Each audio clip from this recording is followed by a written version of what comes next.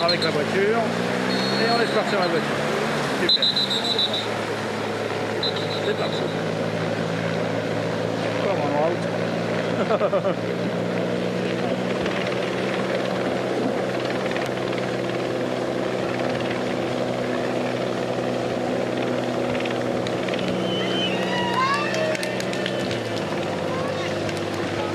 La distance, c'est parfait.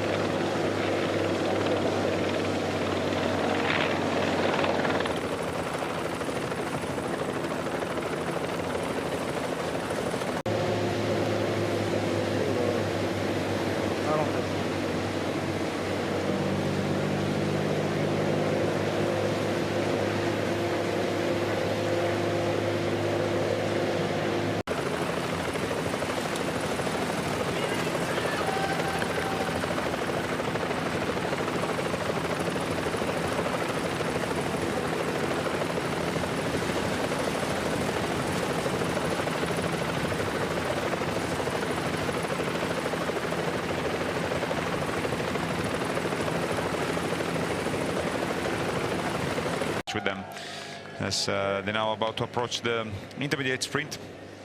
Borgamo's on 100 meter. Sparren very likely going to cross the line in first.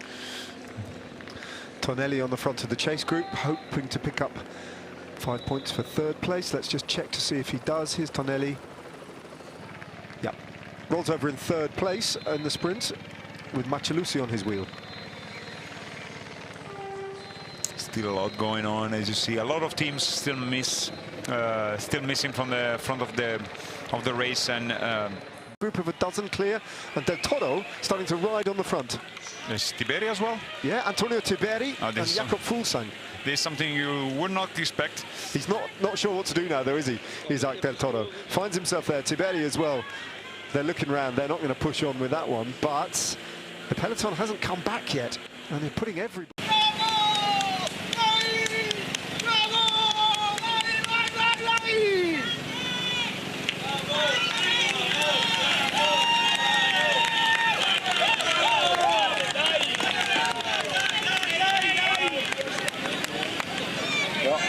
From the GC group, there's an attack. Egan Bernal, Rafa Majka moves to the front of Juan Ayuso as well. I think, by the looks of it, slotted straight onto the front, and Egan Bernal launched long range on his own. And that has created a bit of chaos here behind. So this attack is definitely going to bring back the peloton a little bit much closer to the peloton. Pellizzari's dropped. Isaac Del Toro following Juan Ayuso straight onto the wheel of Egan Bernal.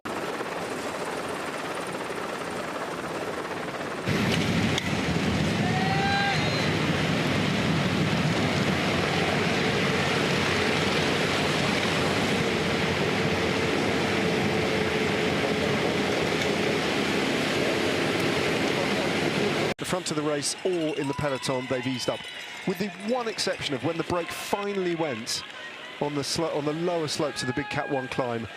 They just blocked the road but honestly for no more than about 3 minutes before they started to string it out and ride quite hard again. Yeah, they've had no respite today. No, today is going to be a very demanding for all the riders involved, whether you're up front like. Fortunato hasn't looked around to check what Nairo, no, he does now, check what Nairo Quintana's intentions are, and I think he's going to be allowed to roll over and take those 18 points. Yes, he is. So Lorenzo Fortunato moves to 156 points now. Yeah. So much time, so quickly.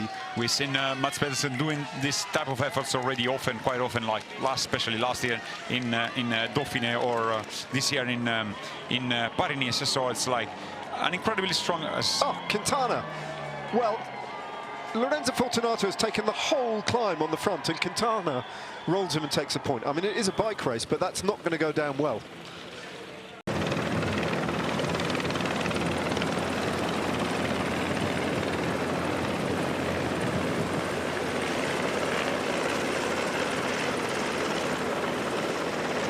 As ever, beautifully placed there.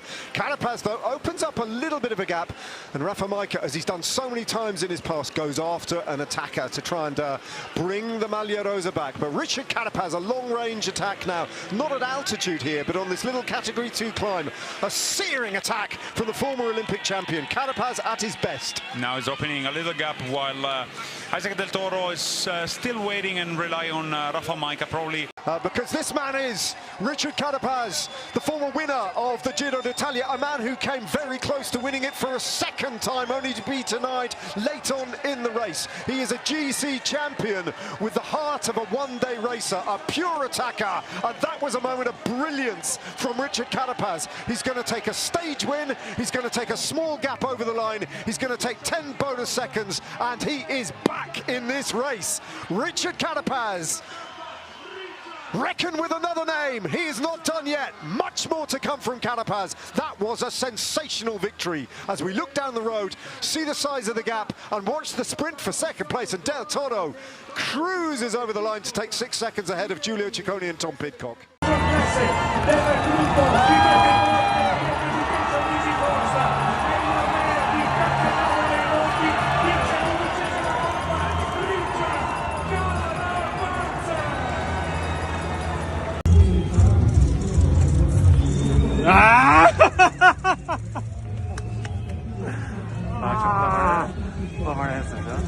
To something like his best here, Richard Carapaz, and a rider everybody will have to take very seriously, even if he is the best part of 10 years older than the Maglia Rosa.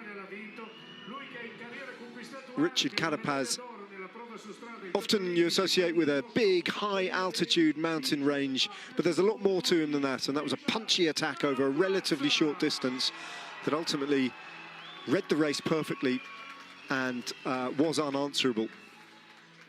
They did try and chase him down towards the end, unsuccessfully. Combination of Rafa Majka, Brandon McNulty and Adam Yates dented his advantage, but not by much, and he hung on to win by 10 seconds.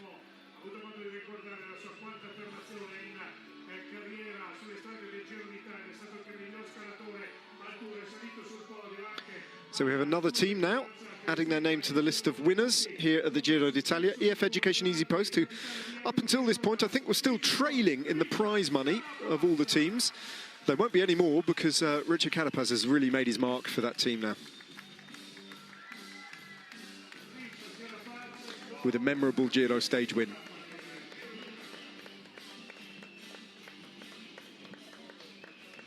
Thumbs up for the camera, and be very interesting to see what happens next for Richard Carapaz. Won't be doing much, I don't think, for the next 3 days, as the race, in terms of the general classification, should be fairly neutral, all other things being equal, like the weather. But Carapaz is yet another rider who has forced this general classification ever tighter, this unsettled and unsettling general classification that we have here. Totally different script and different story from last year, because at this point last year, Tadej Pogacar already had the great champion, a massive and pretty much unassailable lead on GC. I don't think anyone would say that about this race. Spectacular racing in a spectacular backdrop.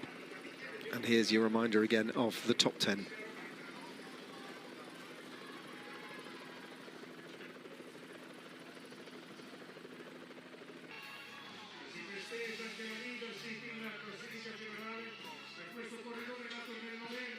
Stage by stage, his case for the overall win becomes more convincing, although there are so many big tests still to come in the third week.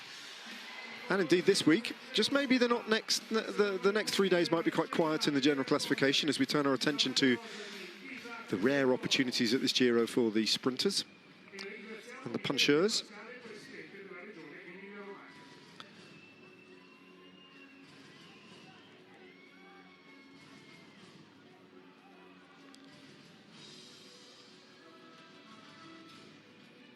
But it's been a faultless Giro d'Italia so far for Isaac Del Toro, literally faultless.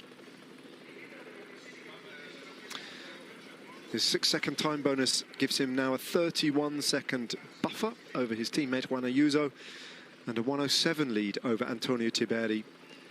The gap between Simon Yates and Antonio Tiberi is still 2 seconds, but Carapaz moves up into 6th place now within 2 minutes of the race lead.